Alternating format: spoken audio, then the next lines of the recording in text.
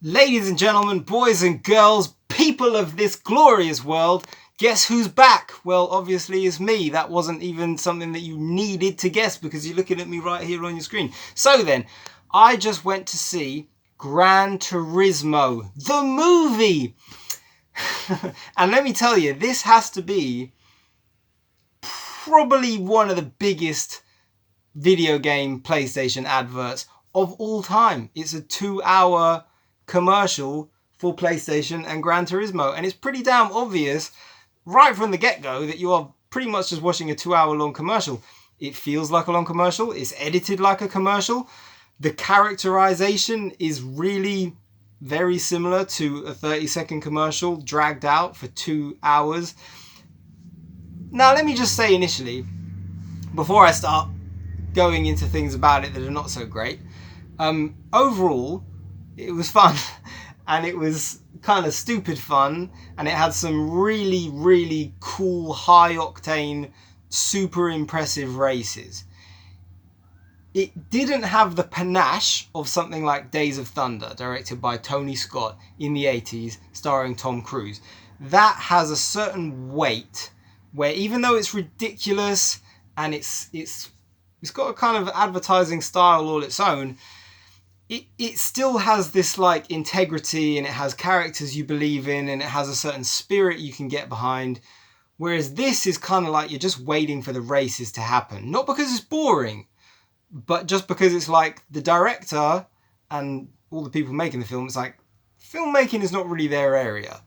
These are not really filmmakers, but whoever's directing it has been hired because they're good at the race stuff. Like, that stuff is good. That stuff is cool. It's exciting. You do have quite a bit of like, yeah, come on, kid, you can do it. You can do it, and you kind of get behind it. Now let's get to some of the stuff that's not so good. First of all, the performances in general are just like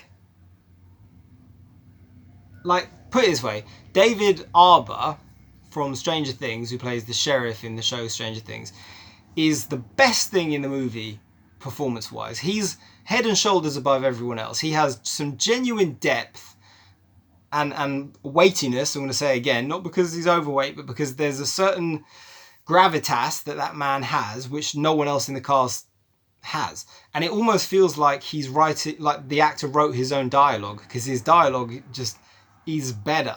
It's not like fantastic, but it's better, okay?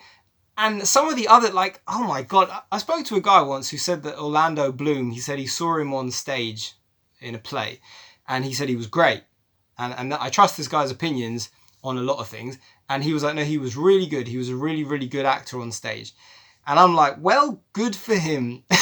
good for Orlando, because in this movie, I was just thinking, oh my god, it's like every scene, it's just like, I mean, sometimes the internet is the weirdest place in the world, because I've started to realize you can rip on people and they actually find out about it. And I know this is a small channel, but I have had certain circumstances where it's like, oh my god, I kind of said negative things and that person heard about it. That's a weird thing. So I feel kind of bad going into someone, but man, that guy's performance is just like, Orlando Bloom. I'm Orlando Bloom. This is gonna work, guys. It's gonna be good. We're gonna race people who play PlayStation, and it's going to be the greatest thing. It's gonna get to 80 million players, and everything's gonna change. We're gonna change the landscape. God, oh my god, it's gonna be great. It's gonna be intense. I'm Orlando Bloom.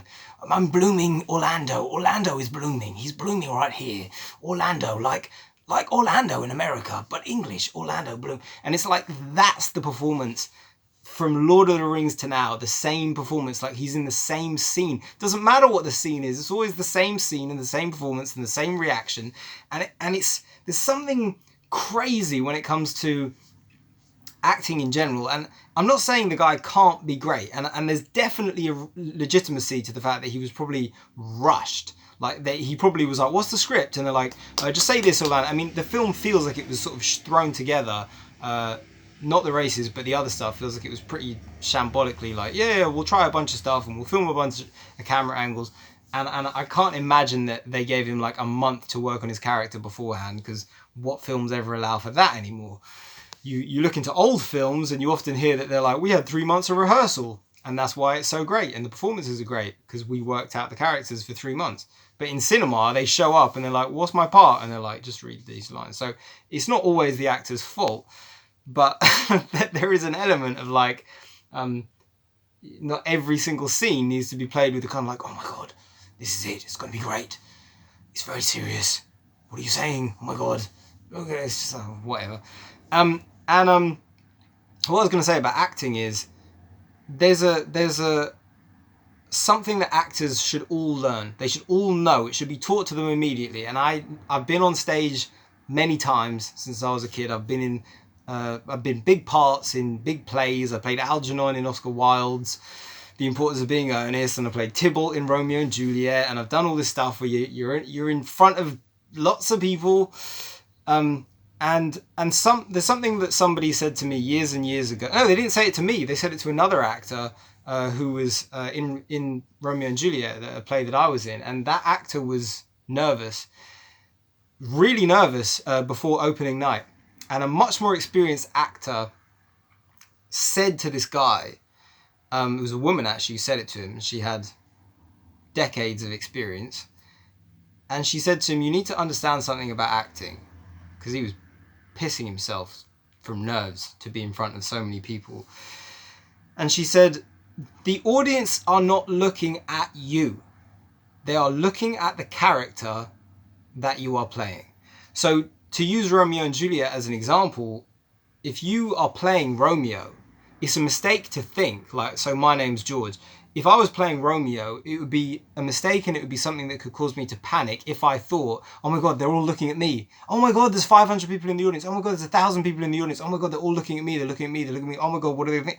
And it's like, no, they're not looking at me. They're looking at Romeo. They came to see Romeo. They left their houses. They got in a car or got on a bus or got on a train, and they traveled all this way, and they paid their money to see Romeo and Juliet, not George and Juliet. And if they see you, then you're kind of failing a little bit anyway. Now, fair enough, Hollywood is a place where actors consistently give the same performance. Tom Cruise has been Tom Cruise in virtually every movie he's ever been in. But either way, it takes the pressure off an actor if they think, hang on a sec, it's not really me they've come to see. And that also allows an actor to free up and loosen up and be like, well, then I can do anything. I have the freedom that if they're laughing at me, they're not laughing at me, they're laughing at the character. If they're laughing at, me in a bad way or a good way or whatever, like, it's all on the character's shoulders. It's not me. I didn't say it. The character said it. So it liberates you. And you can see when an actor has that mindset where it's like, no, it's not me. And they let go. And then you get actors like Gary Oldman and even Brando, who's better, and obviously the classics like Laurence Olivier and things. And I was thinking of Daniel Day-Lewis, clearly has that understanding. And just these actors who just let go. Heath Ledger in the Batman, clearly it was like, they're not looking at Heath Ledger, they're looking at the Joker, so I can do whatever I want. And in this, it was like Orlando Bloom playing Orlando Bloom. And then the main actor, the kid, now he's a young guy, right? But I was sort of thinking, so obviously there's only so much experience a person has, but I was thinking, I don't know who the guy is, I've never seen this actor in anything before, but he is, I kept thinking all the way through, so this is a true story. And it's a fascinating story, I've got to say, I should have said it already. It's a fascinating story. Should have been better told, but it's a fascinating story, he's a fascinating character, a fascinating person in real life. But the actor is not fascinating. He's just playing a fascinating person. And I kept thinking, like, throughout the whole movie, he's giving a one-note performance. And it's always like this.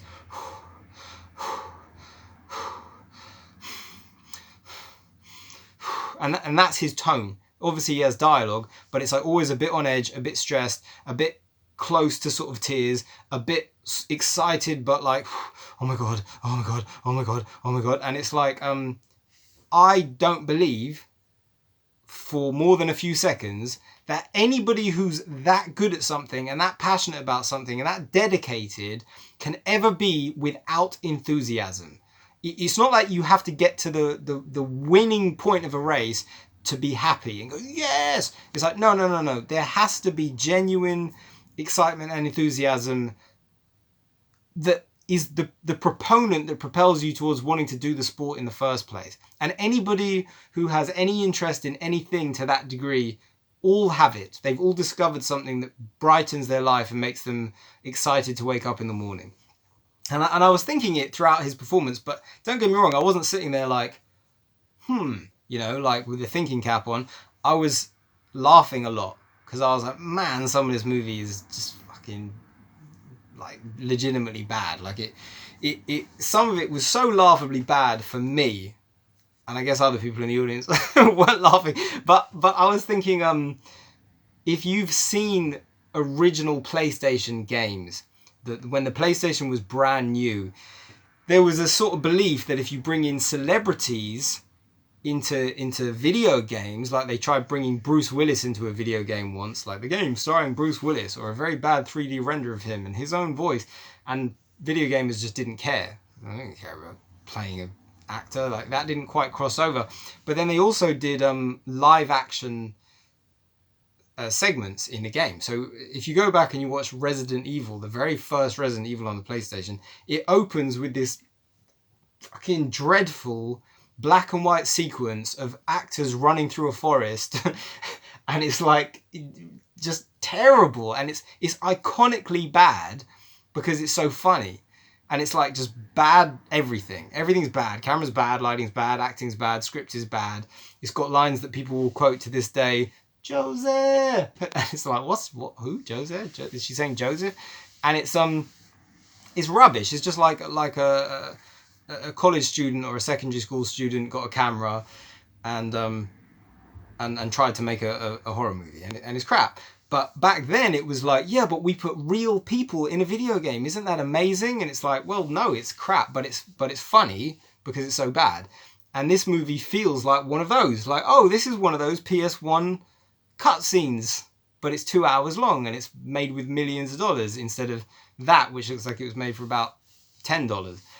And it has that kind of like, it feels like a secondary school kid directed a lot of it, apart from the car scenes, which are great.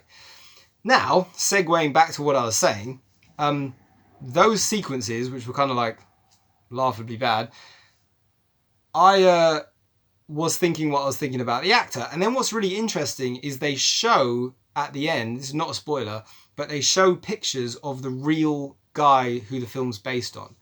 And the real guy, they're showing pictures and clips of him in the actual original story of him playing the game and stuff and trying to win the competition.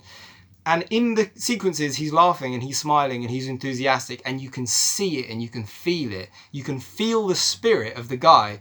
He's enthusiastic and happy, and like, sure, there's tension and nerves, but it's like, it instantly comes through that this guy has a certain spirit which helped give him light the spark. And I was like, there it is. In just a second, he's laughing and he's smiling, and that's what the actor missed. And it's not his fault. I would say don't blame the actor, it's the director's fault. Even with Orlando Bloom, it's not his fault. It's the director's fault. And the director did his job. He probably came in because I can do car. They went, cool, do the car stuff. That'll do. But really it's a director's job to pull out a great performance. Anyway, so all of that stuff, gonna segue let's put it in some points.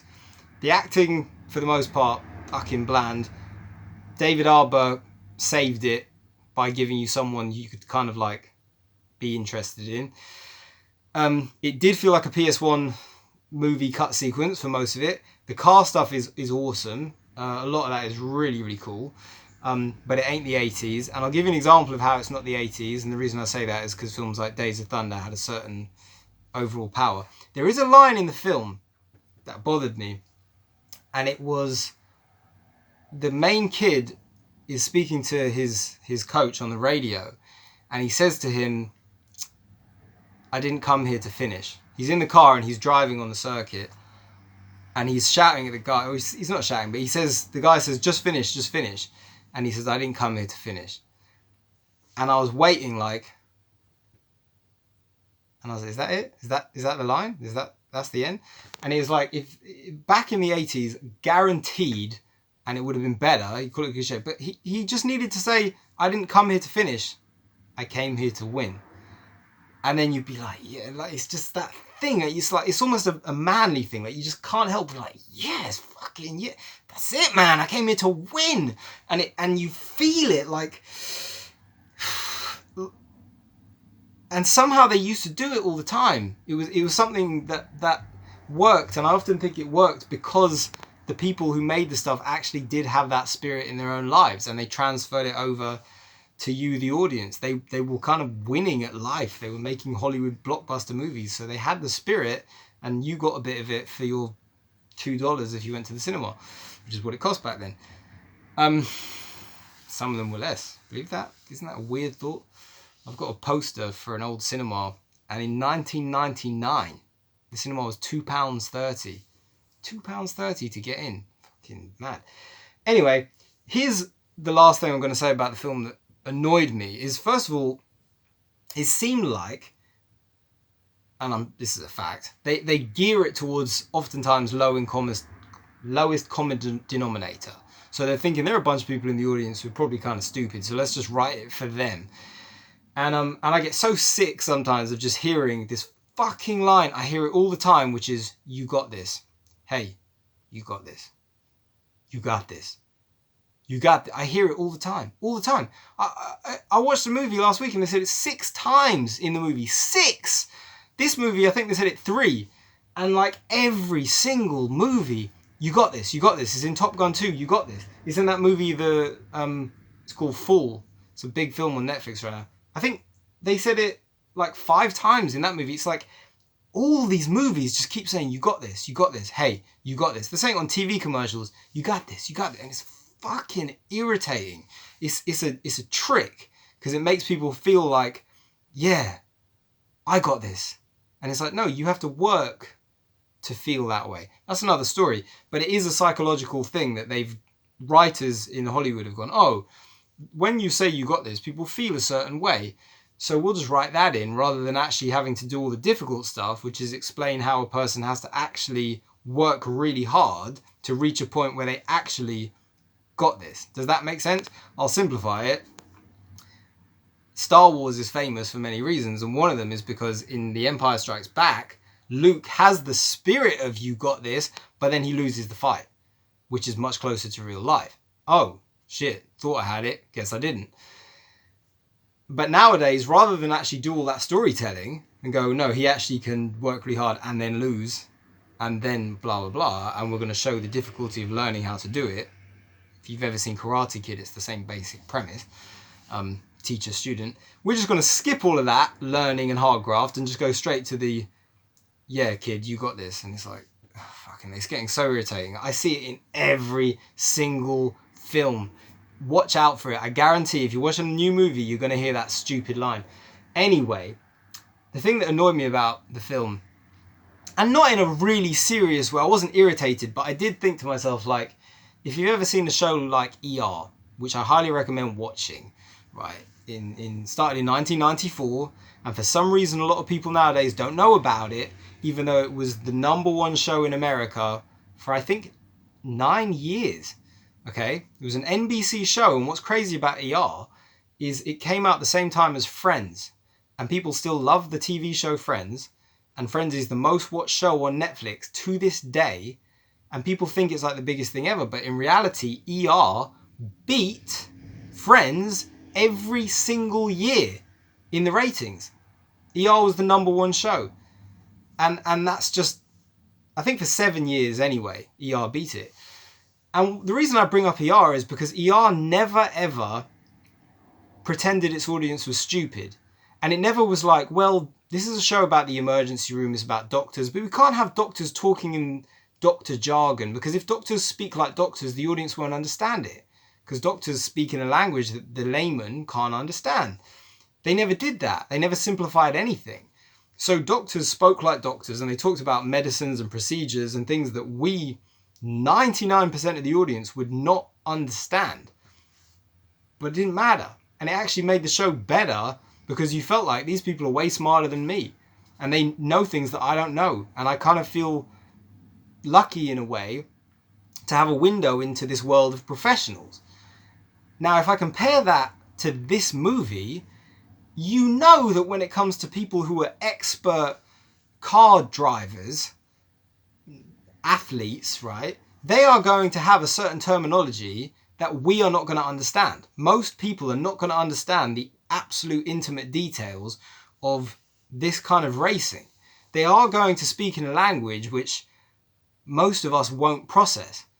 But instead, all you get throughout the whole movie is, like, when the race is happening, take a deep breath, focus, commit. And it's like, you're speaking to 5-year-olds now, because this is stuff every 5-year-old in the world can relate to and understand.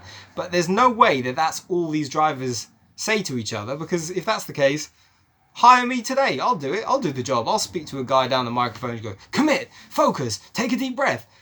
You got this. You got it. And it's like, this is it. This is all you get. And I feel like the producers are sitting around in Hollywood going, well, we have to make sure that the 8-year-olds and the stupid 20-year-olds and the stupid 40-year-olds all understand it. So cut out all of the actual legitimate car terminology, because they won't get that, and just chuck in a bunch of, you got this, breathe, focus, commit, over and over and over again. But in reality, ER being the example, if you actually just do it authentically and let them speak in a language that we don't understand, it becomes a bigger and better success, because you feel like, oh, this shit's real. This is how it is. This is what they do, and it's more exciting. And if the car stuff is happening anyway, then it's exciting no matter what. So to me, that did kind of, I just thought, why do I feel like they're trying to speak to me like I'm a moron? I can deal with the fact that these people should be better at this than me, and I'm not going to understand everything. That's fine, right? Just whatever. I mean, it's really stupid, and I think it's